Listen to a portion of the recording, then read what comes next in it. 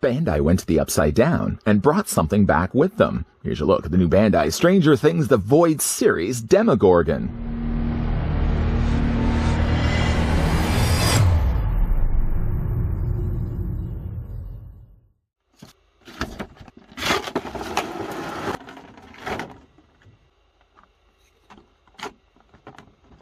Bandai brings one of the most iconic and popular shows, Stranger Things, to life, with these detailed figures that are a love letter to 80s pop culture.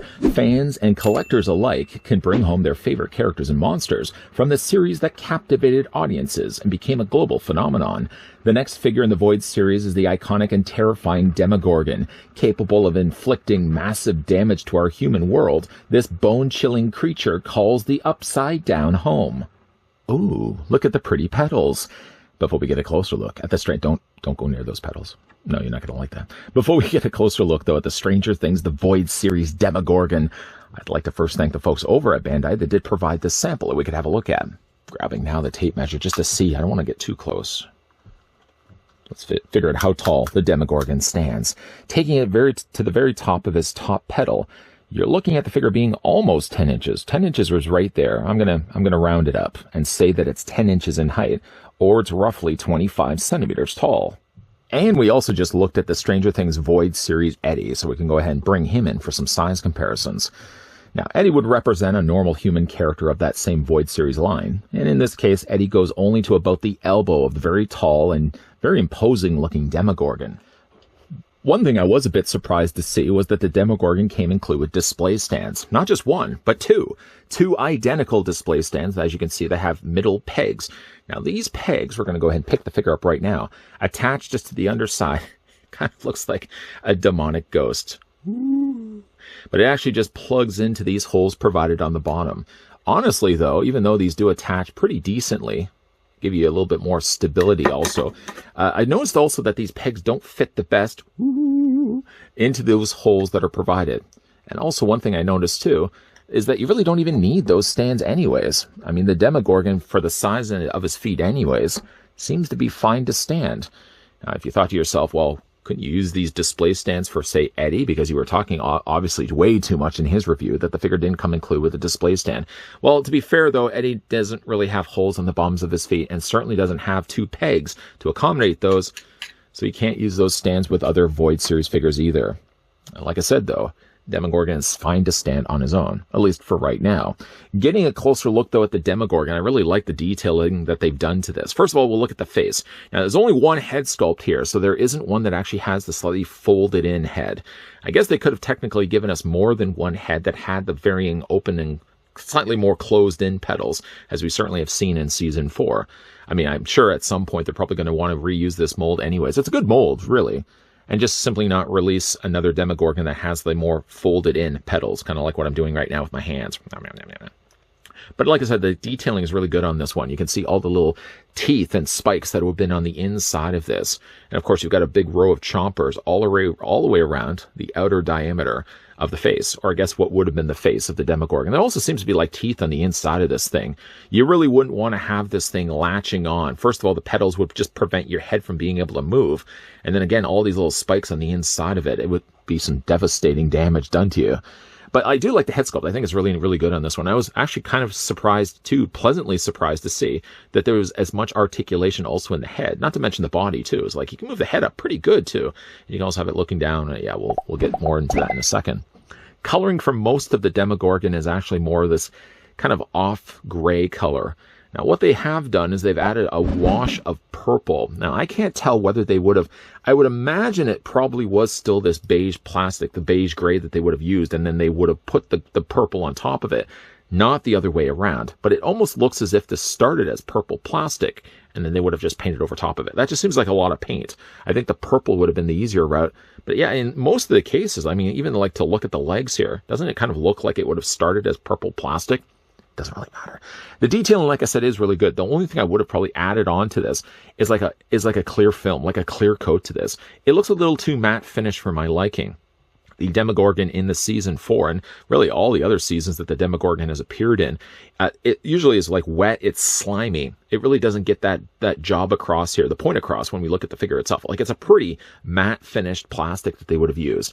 Adding a clear finish to it, just a clear wash to it, would have made it a lot shinier. Maybe they could have also added a little more darker contrast. Maybe adding a little bit of wash of black in there too would have just added some nice coloring to this, because it's just a lot of gray and it's a lot of purple, which I know really is the coloring of the character anyways in the series. But I think just adding a little bit of extra color would have also brought a lot more to that as well. Now, the thing about the Demogorgon, it's got these huge hands. I didn't realize his hands were so big in the series. I mean, all the better to grab you with. There is no articulation here in the fingers. They probably could have maybe even added wire frames, but I mean, we're asking a whole lot from a figure here. I mean, you could technically, I suppose, heat them using a little bit of hot water and just bring the fingers in just a little bit, because the fingers do seem a little too straight, even like this one right here. I might actually even just take the hands, submerge them in hot water, just a little bit of boiling water just to soften up the plastic, and then see if I can actually curl these fingers in, because I think I would like to maybe just have them a little bit more curled than what they are right now. But yeah, really long looking fingers. Again, still using the purple and still using the gray that we look at for the majority of its body. It's got these large feet too, and I mean, like, to look at it, you would think that it wouldn't have enough of a footprint to kind of keep the creature balanced, because it's got really long legs and it's got really long arms. But even just to like bend the knees, yeah, I know it squeaks. We're going to talk more about that in a second. Even just to bend the knees, it seems more than enough stable. As you can see, maybe it has something to do with the fact it's got such long arms, but it really has no problems whatsoever standing. I was really surprised to see that. I was expecting this thing kind of lean and teeter and totter a lot, but not really the case at all. Again, you got the peg holes on the underside. Seriously though, it has these peg holes on the undersides of his feet. And actually, they did actually put in some decent articulation also. Oh, no, he's sad. You can rock those also back and forth. You know, speaking of also the articulation, I guess we can kind of cover things off right now on that.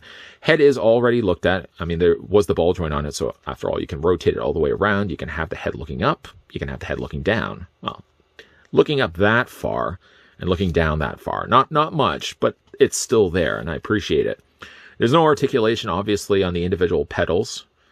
But I'm sure at some point, like I said, Bandai is probably going to re-release this figure down the road with slightly more closed-in petals. I would still be very interested to pick that up. For the arms, now, the shoulders were a little loose, on mine at least. You can take the arms and rotate them all the way around.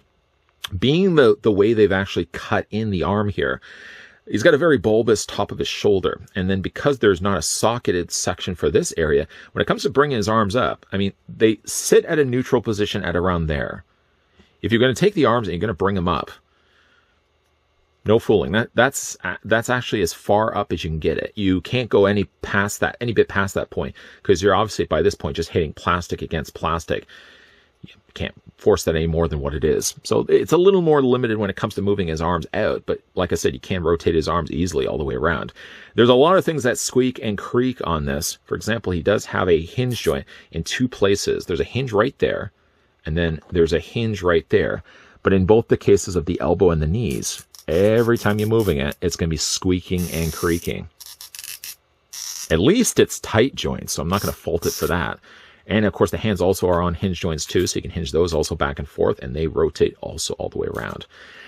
Technically looking at this, the creature does have a gap space right here, leading me to believe that there's torso articulation, and yet I can't move it. I have forced it. I have run a few passes with the hairdryer, and I can't get that torso to move. There definitely seems to be a very obvious gap from the top of the torso to the lower half or mid-torso area of the figure, but I can't move it. I can't move it at all. He does have, however, though, articulation at the bottom of his abdomen. So look how well sculpted those abdomen muscles are. I'm a little envious of the Demogorgon. There's, like I said, there's the articulation right there. Now, the things about the legs are rather interesting. I'm going to see if I can bring the leg forward here so you can see what's happening here. Essentially what it is, it's, okay, so there's a ball joint right here, squeaking and creaking the whole time. There's a ball joint right here, but then there's like a lever, or there's like, it's pegged right here, and there's like a bar of plastic. So essentially it rocks back and forth on that bar. So what you can do is you can have the leg angled forward like this, and that's because you're actually rocking this back. See that? I don't know if you can see that or not. See, I'm just actually hinging that back. And that also closes up and doesn't make as much of a gap on this side.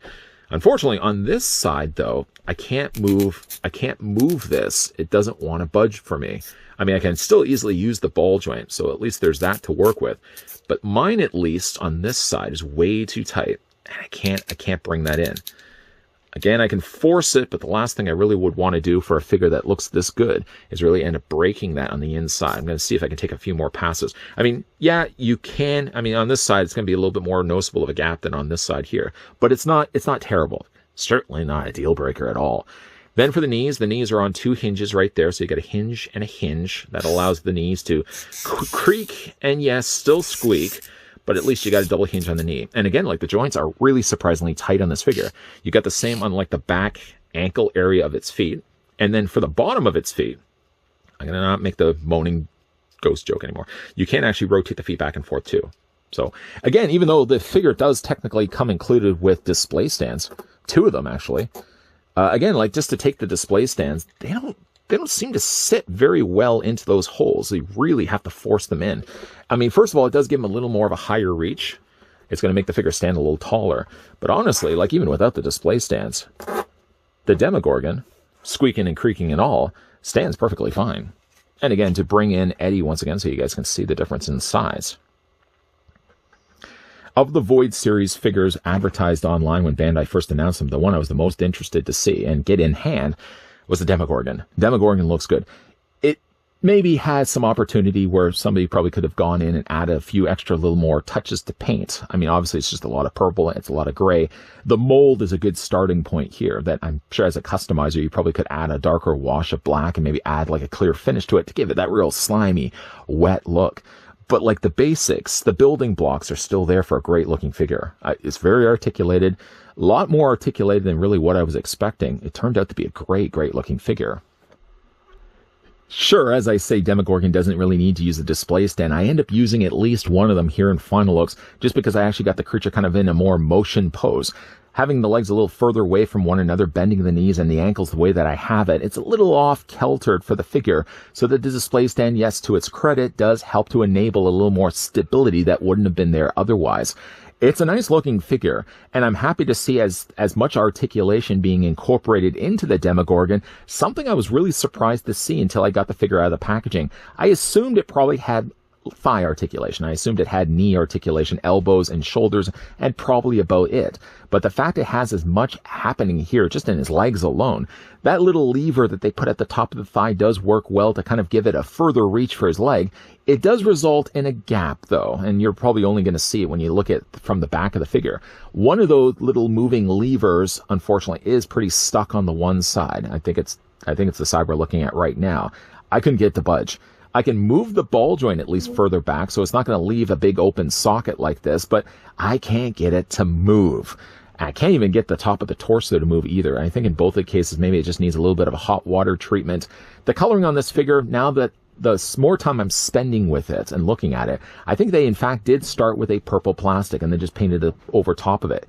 It's the easiest and most effective way of having like darker colors sort of seeping way through the plastic instead of actually having to go in there by hand and painting all of that individually. I do hope that Bandai does do a follow-up here for the Demogorgon, one that maybe has the petals slightly more closed together.